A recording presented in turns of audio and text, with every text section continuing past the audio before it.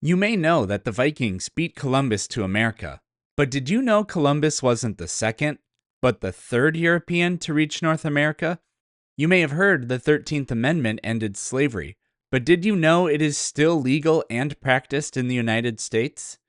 You may have a favorite dinosaur, but did you know none of these are dinosaurs?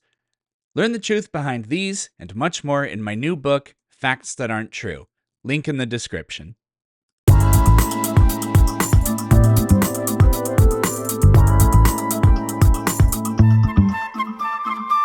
So, countless times I've seen Kent ask questions that he believes pose a challenge to evolution. Why this? Why that?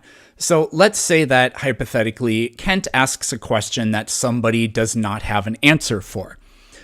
What is Kent's answer going to be? If it is a how question, how did something happen, this, that, or the other, Kent's answer will be God did it. It's not how God did it, it's just the claim that God did it.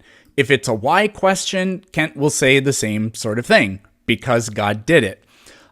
That's not an answer or even an attempt to make an argument. It's simply a conclusion given in desperation. So I promise that tonight Kent will not give a single answer or reason or explanation for anything that we discuss. Kent will only give us his conclusions. At no point tonight do I believe that Kent will use data to support what he believes in, apart from claiming that frogs give birth to frogs, as if that disproves evolution, which it does not. At no point will Kent be able to give an explanation for how or why God did anything. So it's just literally useless, whereas evolution has made successful predictions and has passed every single test that's ever come up. And we even use evolution, or the concepts, the principles of evolution today, to do things like groundbreaking medical research. So it's incredibly useful and important. So you talked about the cows earlier, Kent. How do you know that those cows are related? You had like a cow family tree. How do you tell that? Oh, the burden of proof's not on me to have to prove it at all. I believe they are. I admit mine's a religion. You will not admit yours is a religion. You believe cows are related to butterflies, So don't you, the Eric? question was, how do you tell that the cows are related? I don't have to tell. I think they all look the same in the meat locker. It's a skin color. I think all No, of human history Kent, would we tell can us that scientifically test to what degree things are related. And I know that you know how to do that. So how do you tell? I don't worry about it.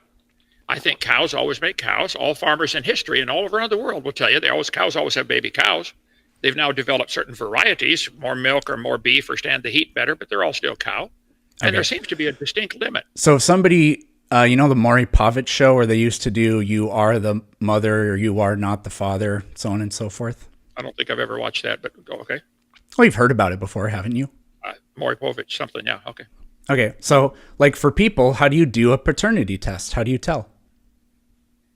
I've never done that either. I have 3 children. I know they're mine. And I'm not asking if you have done it. I'm just saying conceptually, how is that done? well, today it's probably one of the main tools they would use would be DNA analysis to see you have the same DNA code as the child or the father or the mother. Yep. And I mean, all humans share basically the same genetic code. But you can tell who's more related, you can tell like this person is or is not your child, even though we're all humans, right? So it would be the exact same story with the cows, right? I know that you know that. I know what you want me to say. It's correct. We have a lot of DNA similarities between all the different animals because the same designer must have written that code. All 4,000 books in my library probably have the same basic code, 26 letters of an English alphabet. It doesn't prove any relationship. This is very different than a paternity test from Maury Pervert or whatever his name was. Okay? Genes. So genetics only tells you if things are related. So I have a question. What would be the only way it would be possible for 2 cows to not be related at all, to have zero relationship? Well, I don't know. I don't care. I don't think they care either, but I don't know. Do you agree that the only... Oh, sorry. Do you agree that the... I don't know. Yeah. I got it. Do you agree that the only way it would be possible is if they share 0 genes?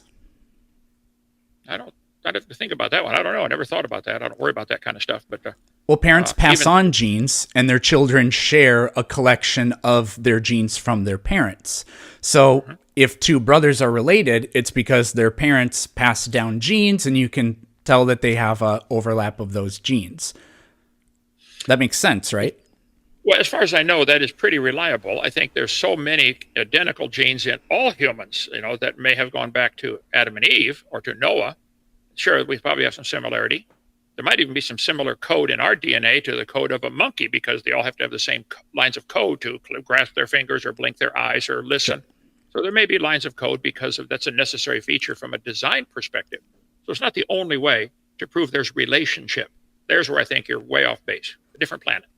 Okay, so would you agree that if two things share 0 genes, then they can't be related? I don't know that could be proven. Doesn't matter to me. Well, you could just sequence their DNA. We do that kind of thing all the time. Would you understand how complex the DNA is? You got a code that goes from here across the solar system twice from one human being. That's a DNA code for one person. I don't think we can sequence all that. I don't think it's ever been all sequenced. All they're finding is the CATG series. Genes get sequenced all the time. Like, let's not pretend that scientists don't know what they're doing and that you and I somehow know better. So if two things have 0 genes in common, they can't be related. That's just, I don't see how there's any getting around that. Well, that's a statement you're making. I said I don't know. I'd have to have, it's not something I've gotten into the study of. But I think like just their sentence sequencing in all my books might have all the adjectives before the noun. That's common. It was a big red train. Adjectives come before the noun. Oh, wow. Does that prove they're related to some other one that says, the big blue cheese, chunk of cheese? No. It's a sequence that's necessary for English language. Right. Maybe there's a DNA code that's necessary to make things work. But if there was I don't know that it proves relationship. You don't either. But if there was a language that shared literally 0 words or anything in common with English, we would not say that those two languages are related. I don't think languages are related at all. It has to do with reproduction. I think related would be... You don't think that Portuguese and Spanish are, by related, we mean that they're part of a language family? I think you'd find thousands of identical words and very similar words in Portuguese and Spanish, certainly. Yeah, because they come from common descent. But if two languages share literally nothing at all in common, then we would know that they would have there's 0 relation between them. So you're using an example of things that do not reproduce. You guys languages pick on me reproduce. All the time. Languages reproduce. Yeah. I'd like to see how that happens. I taught biology for years. I don't believe that at all. Okay, languages don't reproduce. Okay, I think humans have to change them. So you guys get after me when I say Fords and Chevys have round tires. I say they don't reproduce. Well, neither do languages, Eric. So why are you using that as an example? Well, it's not your turn to ask questions, but write that down for later. Oh. So you don't want to answer it. I see. It's not your turn to answer questions. Those are the rules we agreed with. And you're actually not answering any questions right now, which is kind of frustrating. You've just basically been saying, I don't know. I think it's because you know where this is going. Everybody who knows how to think knows that the only way to have 0 relation is to share 0 genes. But the fact is, humans share genes with other organisms. So why is that the case if we're not related to other things? I did answer that question, Your Honor. We can share genes because we have the common designer, because we have the common necessary functions, grasping your fingers together like monkeys do and humans do. That doesn't necessarily prove relationship. It could prove a common set of gene code to make the flexor muscles and extender muscles work to close the phalanges. So I think you're coming to the single conclusion. You're wanting a single conclusion. And I think there may be other things to explore. I would look at that more carefully if I was you. So I didn't ask you any questions about like being able to move your fingers. You're obviously dodging this, and that's fine. We're just talking about genetics. You asked about a DNA code. There's a DNA code to make you flex your fingers. Isn't there? I wouldn't say that there's a DNA code for doing this. DNA guides the development of muscles, but to say there's a DNA code that does this, I don't know what that could possibly mean. Okay. Like we talk, but there's no gene for saying the word balloon. But anyways, I have a lot more questions. So, if you think that the gene overlap is because of common design, then why did God design us in a way that's indistinguishable from the evidence of evolution, i.e., that we would share genes? Because we know that passing on genes conveys relatedness between things. I don't know that we know such a thing. You're making a statement, an assertion that I don't think has been demonstrated. I think you agreed to it, paternity tests and all that kind of stuff. That's exactly what that paternity does. tests are usually pretty accurate, to my knowledge, to determine who the parents are. On Maury, what's his name, pervert, whatever. So I think that that may be, but there's other explanations. I would be willing to bet every human being on the planet has DNA code that matches. You might even find DNA code in a human that matches a carrot. So the question was, why did God design the DNA code this way? Oh, I have no idea. Okay, that's what I was talking about in my opening statement. Okay. Do you think God designed animals to live in the water? It looks like it to me with all the fish and octopus. Quite a few animals live in the water. They look pretty well designed to live in the water. So do you agree that things like dorsal fins, pectoral fins, tail flukes, those are traits for animals that live in the water, or that animals that live in the water have? Yeah, they seem to be well designed for that purpose. I think they enjoy having them. I don't know. I never talked to them. But you would agree, you actually answered my next question, so I think you're reading my mind. So I can skip that. But you agree that in organisms, its features, phenotype, you think that that's sculpted by genes and how those genes are expressed, I would assume, right? Right. I think the genetic code tells that body how to develop from an egg and a sperm into the full-grown animal. It's following a very incredibly complex code, way too complex to have ever happened by chance. Yep. And you think that those genetic similarities that we see between organisms, that's caused by the common designer too, right? Or I think the designer designed it just like they designed submarines and to have, and airplanes also have ailerons, because they have to go through a fluid medium, like a solid or a liquid or a gas. So I think it's a great design feature that has to be. They might have similarities in the code to make the aileron go up and down in an airplane and in a submarine. Sure. But they're doing the same thing to steer it. Okay. Hey, Donnie, where are we at with the time right now? Sorry. Good question. You're just a little bit over 10 minutes. Okay. So you're doing pretty good. You're about halfway there. Okay. Thank you very much. So this whole thing about design and genetics and the phenotypes of organisms. So if God designed that genetic code, then that means the genetic code can objectively reveal to us evidence of common design if common design is a thing. So this is where some actual science can take place, because we're not just making assertions. We have a claim, and there's evidence we can actually look at for this claim. So do whales have things like tail flukes and dorsal fins and pectoral fins? Yes, sir. What about sharks? They do. Yes, sir. Do hippopotamuses have those things? They have some similar bone structure because it allows the different parts of their body to flex in the same way. That might be, the different phalanges and stuff like that. But I don't know if I don't know if sharks have a scapula. I never thought about that. But I think they have some similar design features. Well, I was just talking about the hippos. So hippos, with regard to like the tail fluke, the dorsal fin, the pectoral fins, they don't have any of those things. Obviously, a hippo has bones. So does a whale. Right. So anyways, why is it that whales have the same design as sharks, but their DNA says they're more similar to hippos? Well, I don't know that it says that. The whale is incredibly complex. God created the whales according to my worldview, and I think they have a bone structure. I think they have fins. They have to do the same thing a shark has to do: swim through the water, raise and lower their depth through the water, navigate, turn, chase food, whatever they're doing. But why is their DNA more similar to a hippo than a shark when the whale and the shark live in the same environment and have the same body organs, like structures? Well, again, there would be several different ways to look at that. You would look at it as if they have to be related, and I would say, well, the same guy designed them. I'd be willing to bet all the Sikorsky helicopter and all the Huey helicopter and all the other helicopters have a lot of design similarities. So we went through this, that if the DNA code is designed and the DNA code is what creates these structures, then we would objectively be able to find evidence of common design with animals that have the same outward appearance of design.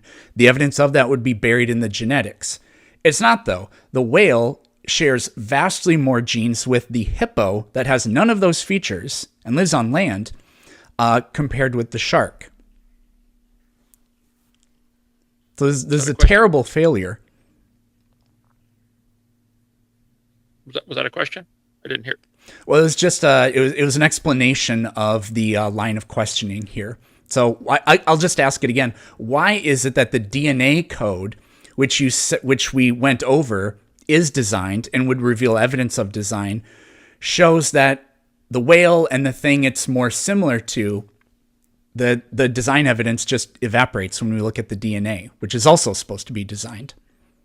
I don't know that it evaporates. I think there's quite a few similarities still between a shark and a whale. Okay, I think there's so much more between the whale and the hippo. I've never studied those DNA codes of any of those creatures. Okay, but if we find some similarities or differences that would not lead to the absolute sure conclusion that he's guilty, there is no God and it happened by chance and Charlie Darwin's the winner, I think you're coming to a vastly wrong conclusion. If there are some similarities, I never said God doesn't exist. Okay, if there are similarities between the DNA code of a whale and a hippo, but they both breathe air, maybe they have to have some lines of code for that. The sharks, as opposed to, don't have gills. Sharks have gills; they can breathe underwater, where whales don't. So I think that the DNA code is incredibly complex. I'd be willing to bet $5 if we took the lines of code necessary to make a battleship and compared it to the lines of code necessary to make a helicopter, we'd find quite a few identical lines of code. Identical. It doesn't prove a relationship. That's the way it has to be designed. It's a design feature. Okay. I mean, we could go into that more, but I have a lot more questions and I don't want to run out of time. How many animals do you think were on the ark? 2 of each kind. And then there's like 7 pairs of some of the other ones, right? 7 of some, right? Yeah. Okay, so how many animals do you think that would be? The current wild guess by a group called the Bearmanology website. Bearman means kind in Hebrew. They claim there are probably about 8,000 kinds of animals on the ark. They have now diversified into the 167 varieties of ducks that we have today. Natural selection has caused them to diversify. Some can handle cold weather better. Some can handle hot weather. Some like different environments. But it can only select from what's already available. So I think that I have no idea, but I would guess if I had to pick a number, I'd say probably 8,000 kinds of animals. And they have now diversified into maybe even, there's no definition of species. And we can double that. We can more than double that and just say there are like 20,000 if we want to be crazy about this. How long do you think it took those species that were on the ark to become we've documented well over 1.5 million species today. There's probably a lot more than that. But how long do you think it took them to become the millions of species we see today? Does that millions of species today include all the fish? Because they didn't have to go on the ark. Where'd you get that number from? The vast majority of species we've documented are insects. So we can take the fish, and that's only going to be tens of thousands, maybe near 100,000. But sorry. Well, God told Noah to bring those on land in whose nostrils is the breath of life. Insects don't have nostrils. They weren't on the ark either. They can survive on floating vegetation, floating carcasses. So of the land-dwelling, air-breathing animals, it would take probably about 8 or 10 or 20,000. But see, to say those 20,000 turned into let's pick a number and say there's even 500,000. And again, there's no definition of species. Okay? Right, but Ken, I hate to interrupt, but I only have so much time. So the question is, how long do you think it took those 8,000 species to turn into the many, many, many hundreds of thousands of species we see today? 4,400 years is what the Bible says what dates would be. Okay, so why is it that a few thousand species can turn into millions of species in a short time, but the idea of that happening over hundreds of millions of years is somehow not possible? Well, we cannot observe hundreds of millions of years, okay? And the question is, why is it not possible? Well, first of all, it's not possible to have the hundreds of millions of years. There's lots of ways to prove the Earth cannot be that old. That's not this debate tonight. I do that on my video number 1. It can't be billions of years old for lots of common sense reasons. Plus, we never see, what we've seen is 167 varieties of ducks. The question is, why is it not ancestor. possible? Not what have we seen? Why would it be impossible? Well, there are barriers. There are certain barriers that animals reach a barrier, like the dogs. They got a 4.5-inch dog and a 44-inch dog. But there's a limit. You're not going to get a 5-mile tall dog or a half-inch tall dog. There are half-inch tall creatures, insects by the millions, okay? And you guys don't admit there are limits to the variation. That's why you live on a planet with imagination. You can imagine these little changes going forever. Well, you and SpongeBob can get a room together, but that's not science. So, again, why is it that we can just take one kind of animal that was on the ark or whatever? Like, why can one animal turn into the hundreds or maybe thousands of species of that animal that we can see today in just a couple thousand years, but more extreme changes are impossible? Well, the science deals with what we can observe. We've observed humans being able to manipulate the gene code or selectively breed and develop new breeds of cows. There's a cow that gives 280 pounds of milk. Now, it wouldn't survive in nature. It survives in the barn, okay, when you bring the food to it and bring the water to it, but it can barely walk. So I think we've observed man can artificially select things and get quite a few strange varieties. They've now got over 330 some breeds of dogs, and most of them would not survive in the wild. So if you're talking about animals that are in the wild, these new species you're referring to, are they all living in colonies alive without man's assistance in the wild? Where'd you pick this number of millions of species? You're including insects, which you should not, because they didn't. It's just simply land-dwelling, air-breathing with nostrils. Read the Bible; it says that. But so you think that there are hundreds of thousands of species of insects. And you think that although there was no dry land, they were flying around and didn't perish during the flood? That seems a little silly. I would like to get into that more later, but I know I'm almost out of time, so I want to try to get to my last question, if that's okay. Got about 30 seconds, Eric. If we go over by like a minute, is that okay? Yeah. We're flowing good, so no problem. That's okay with you too, Kent? Oh, yeah. Okay, thanks. So humans, we have the gene for making vitamin C, but it doesn't work anymore. So why did God give us a genome that has dysfunctional parts?